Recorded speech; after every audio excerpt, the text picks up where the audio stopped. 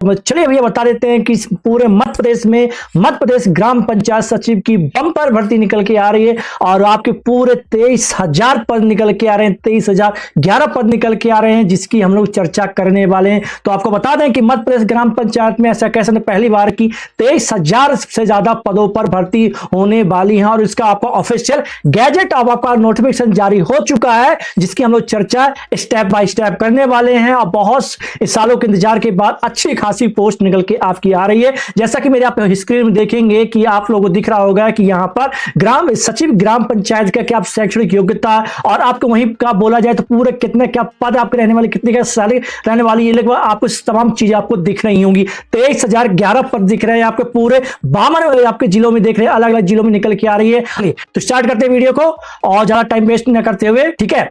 और अपने दोस्तों साथियों तो जरूर भेजिएगा कौन इसे फॉर्म भर सकता है, कौन फॉर्म नहीं भर पाएगा, ये सब चीजें हम लोग देखने वाले हैं। इसको याद रखिएगा। आइए देखिए, यह प्रकाशित किया गया है और कहां से किया गया, तो किया गया पंचायत एवं ग्रामीण विकास विभाग की ओर से निकाला गया है। एक गैजेट जारी हो तो उसी प्रकार आपको एक गैजेट जारी किया गया और इसमें बताया गया क्या क्या चीजें रहेंगी, क्या क्या चीजें नहीं रहेंगी, ठीक है। चलो हम स्टार्टिंग देखते हैं क्या क्या बोला गया, क्या क्या नहीं बोला गया इसमें, ठीक है। यहां देखिएगा तो नियमों का कुछ प्रारूप है आपका अध्याय 1 प्रारंभिक देखिएगा, संक्षिप्त नाम विस्तार और लागू होना। तो इन नियमों का संक्षिप्त नाम मध्य प्रदेश पंचायत सेवा ग्राम पंचायत सचिव भर्ती अनुशासन और सेवा की शर्तें नियम 2025 है और इसका पूरा विस्तार पूरा मध्य प्रदेश में रहेगा। इस चीज का याद रखिएगा।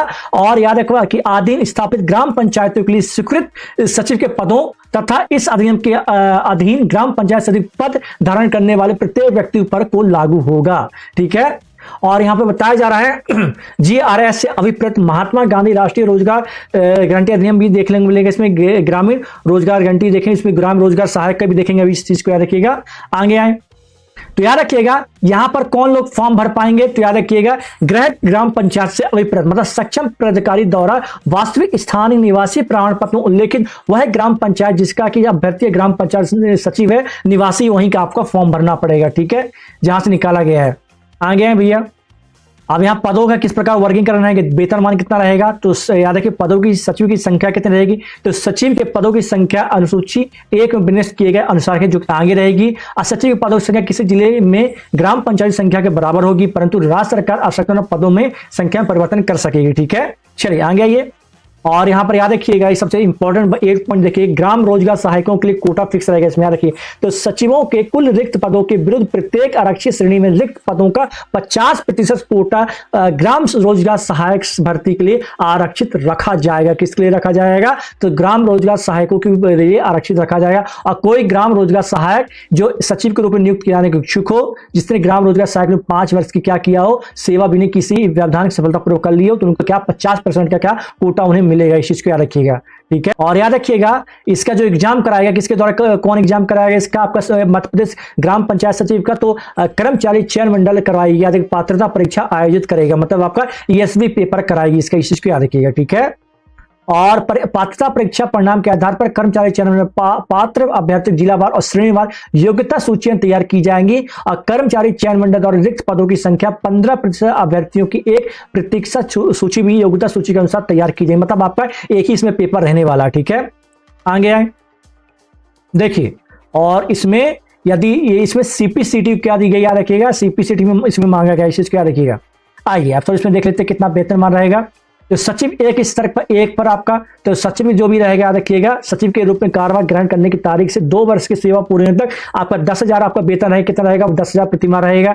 उसके बाद 2 वर्ष के सेवा पूरे होने के बाद आपके 19,000 आपका क्या शुरू हो जाएगा, वेतन शुरू हो जाएगा। और अगर 10 वर्ष आपको सेवा पूरी कर लेते हैं, वहां से आपके 25 से 30 मतलब बहुत ज्यादा सैलरी आपकी बढ़ जाएगी। मतलब ये आप याद रखिएगा, स्टार्टिंग में 2 साल आपको कितने मिलेंगे, तो मात्र 10,000 मिलेंगे और फिर 2 साल के बाद फिर आपके लगभग 25,000 से ज्यादा मिलेंगे और उसके 10 साल बाद आपके कितने मिलेंगे, लगभग 40 से 50,000 रुपए मिलेंगे आपको, ठीक है। आगे आएंगे। अब यहां पर थोड़ा देख लीजिए शैक्षणिक संहिता क्या दी गई है, आप याद रखिएगा। तो ग्राम सचिव ग्राम पंचायत के लिए याद रखिएगा, तो किसी मान्यता प्राप्त विश्वविद्यालय से क्या, तो स्नातक होगा तो आप इसमें फॉर्म डाल पाएंगे। दूसरा क्या बोला गया है, CPCT हिंदी में होगा तो तभी आप लोग का फॉर्म भर पाएंगे, ठीक है। और याद रखिएगा GRS पद के लिए, मतलब वो कौन GRS पद पर कौन आपका, तो आपके ग्राम रोजगार सहायकों के लिए 12वीं पास दिया गया है। किसके लिए दिया गया है, तो ग्राम रोजगार सहायकों के 12वीं पास, और उनके लिए भी क्या रहने वाला आपका CPCT रहने वाला, ठीक है। इस चीज को याद रखिएगा, ठीक बच्चे। चलिएगा और जो आयु मांगी गई है मतलब कितने से, तो भर्ती वर्ष 1 जनवरी से काउंट की जाएगी। 21 वर्ष से 35 वर्ष के बीच लोग का फॉर्म डाल पाएंगे सचिव ग्राम पंचायत में, इस चीज को याद रखिएगा, ठीक है। चलिए अब देखिए कि थोड़ा जिले में देख लीजिए कितने क्या पोस्ट आपके रहने वाली हैं, जिले वार पोस्ट देख लीजिए, फिर हम लोग इसी चर्चा करेंगे। तो आगर मालवा में 236 पोस्ट आपकी, अलीराजपुर में 288 है, अनूपपुर में 277 है, अशोकनगर में 328 है, बालाघाट में 690 है, बड़वानी में 409 है, बैतूल में 534 है, और भिंड में 439 है, भोपाल में 222 है, बुरहानपुर में 167 है, छतरपुर में 559 है, छिंदवाड़ा में 790 है, और दमोह में 460 है, दतिया में 290, और आपके उसी प्रकार आपका देवास में 496, धार में 763, और डिंडोरी में आपके 364, गुना में आपके 419, और उसी प्रकार ग्वालियर में 421, हरदा में 263, इंदौर में 220, जबलपुर में 334, झाबुआ में 527, कटनी में 375, खंडवा में आपका 407, और वहीं बात करते हैं खरगोन में 589, मंडला में 490, मंदसौर में 468, मुरैना में 476,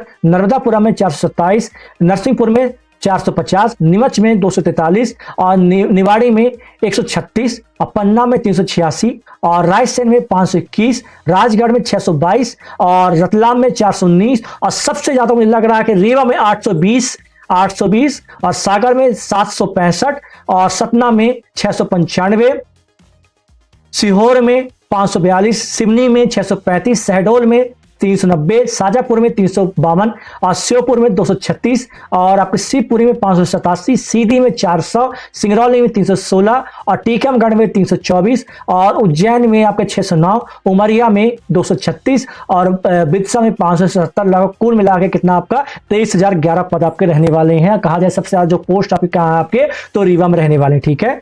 ये तमाम चीजें थी जो कि आपको बता दूं, इसका बहुत जल्दी नोटिफिकेशन आपको आपका ऑफिशियल इसमें फॉर्म डालना स्टार्ट हो जाएगा, ठीक है। तो आप लोग पूरी बिल्कुल तैयारी कर लीजिए। अगर सीपीसीटी आपने नहीं दे पाया, नहीं किए हैं, तो सीपीसीटी देना स्टार्ट करिए, जिससे आप लोग इस एग्जाम को कंडक्ट कर सकें, ठीक है। तो सीपीसीटी तैयार रखिए, स्नातक तो होगा, अच्छी बात है आप लोगों का। तो 2-3 चीजें आप लोग रख के बैठिए, याद रखिएगा, ठीक है। चलिएगा, और ये आपकी एग्जाम कंडक्ट कौन कराएगा, तो ईएसपी द्वारा आपको ये एग्जाम कंडक्ट कराया जाएगा। चलिए मुलाकात करते हैं आपसे नेक्स्ट वीडियो में, तब तक के लिए जय हिंद, जय भारत।